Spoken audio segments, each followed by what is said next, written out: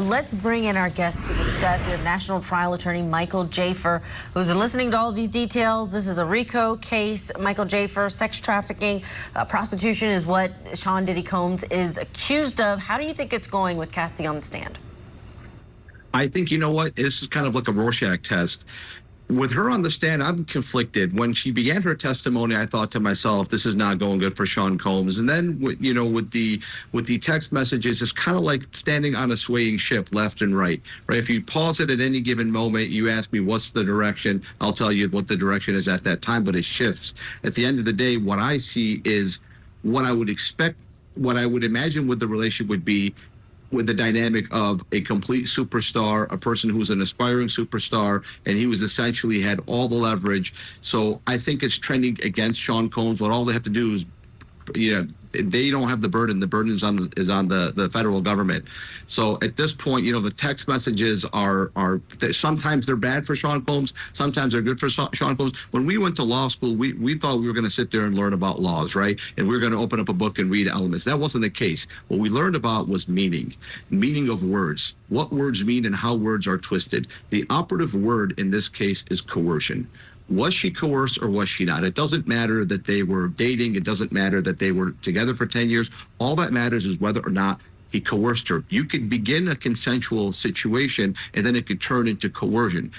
A person can always back out. It could be consensual for 8 hours, and when 8 hours and 30 minutes come in and the person tells you, I'm done, I'm out, and you coerce them or you give them drugs or you take away their ability to make an independent decision, then you've coerced them.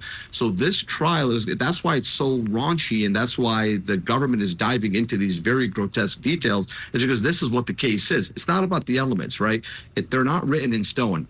A jury has to believe that he coerced Cassie Ventura to do things she didn't want to do. If they can convince that jury beyond a reasonable doubt, he's going to get convicted. He's facing minimum 15 years. If Sean Combs' case team can break it down, and now they're trying to break it down with Cassie Ventura, then at that point they'll get an acquittal. But this is a very, very disgusting fact pattern. But it has to be for the litigants for them to really get to the finish line. What about the additional voices that the federal government is bringing into the fray? It's not just Cassie Ventura. If it was, then you could argue that, boy, she could make or break the case. And to some level she does, because she was she is the most important person Central there for the whole thing. But these other people are going to come in. We've already heard from one of these male escorts who kind of tell a very similar story of him in control, and then also just absolutely nasty in terms of physical abuse, et cetera, et cetera. A very disgusting, very grotesque fact pattern. Obviously, it's going to be indicative. Like, that's not nothing, right? It's something very important. I agree with you, right? If any one person can say that those people are not going to be as important as Cassie, because those people came into a situation knowing what they're coming into, and they participated in it, and they witnessed it. They're witnesses to something that could have been coerced, could not have been coerced. I think obviously Cassie's role is the most central role, and she holds the power over Sean Combs' future more than they do. I mean, she had the civil suit, she settled the civil suit, but obviously those witnesses are important, because those witnesses are going to either verify what she's saying or not verify what she's saying. So they are important. No one's more important than Cassie. Oh, that's for sure. I think a lot of people are wondering if there are more witnesses who could have come forward, didn't feel safe enough to come forward, but Cassie was one of those who did feel safe, and everyone is calling her brave for coming forward in the way that she has. Michael Jaafar, stand by. We are going to get to a break. Details from National Trial Attorney Michael Jaafar. Figure out what he thinks about how the case is going so far. We know you are very pro-prosecution, Michael Jaafar. Do you feel that they are winding their case down? We are getting the sense that the prosecution is getting close to being done, and then everything's going to change inside of that courtroom. Absolutely. I think the way I think the case is going, this case is completely different than the first case. I didn't believe it would be this different. I was asked before this trial started, what will be the differences between the first case and the second case? I said, all they have to do is have a better opening and better closing, and I think that the case stands for itself. I was wrong. This case is completely different from beginning to end, gavel to gavel, right? And today is an example. Today, I mean, they are so focused on forensics, on DNA, on GPS data, on the Apple Health data, on the battery, even the battery temperature. Who knew that a battery had a temperature and it was tracked in a phone, right? They're so focused on it. Hank Brennan, we now see what he said behind closed doors. We're not going to do anything from the first trial. We're not going to go into any type of conspiracy. Let them play that game. We're going to focus on forensics, DNA, GPS, and we don't have any of it. I'm not happy. I want more. And so this witness is an example. They're basically being on brand. The brand of Hank Brennan in this case is to be focused on data, details, hard evidence, not conspiracy. And we haven't seen the accident reconstructionist, which I think will be the crescendo. I think they're putting this all together. I think they're doing a fantastic job. What about the Higgins, Albert, Proctor? The defense is doing their best to bring those names up without the Commonwealth this time around bringing them into the courtroom. The decision was made, hey, we're not bringing them in. We're going to make this difficult for the defense. Has the Commonwealth shielded that to the point where the conspiracy theory is not going to hit for the defense?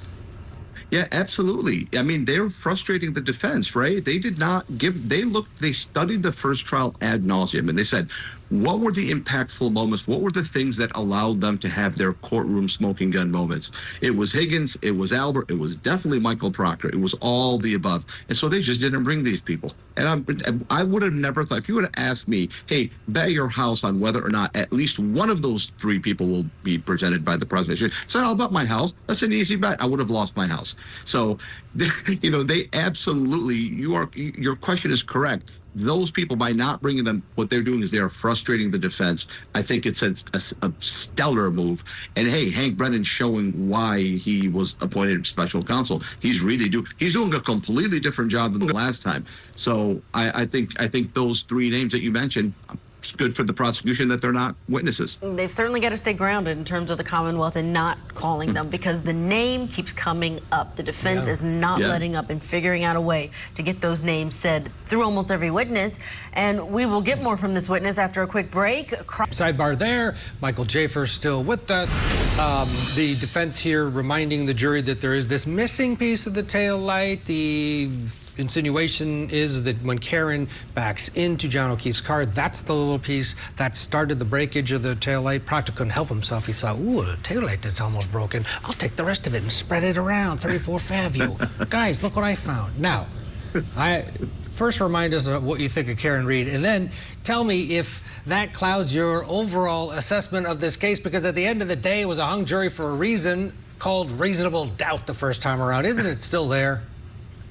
You always remind me of very important facts, Ted, and that's what I love about you. And here's what I was thinking when I was watching this.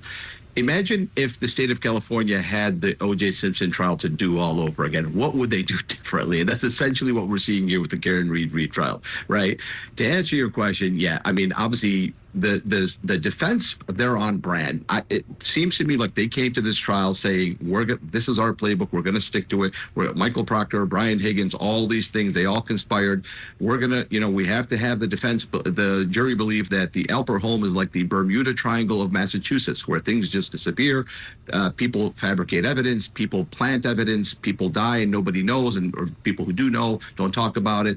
Whereas the state came to basically a completely different case. They're frustrating the defense, but they're on brand. They came with a game plan, and this is their game plan. One more thing I forgot on the prior block that's different about this case is Karen Read's interview. So I think all of that combined, we're seeing the clash right now. This is very riveting TV. It is not the same case. You are right. Michael Jaafar, thank you for your analysis this hour.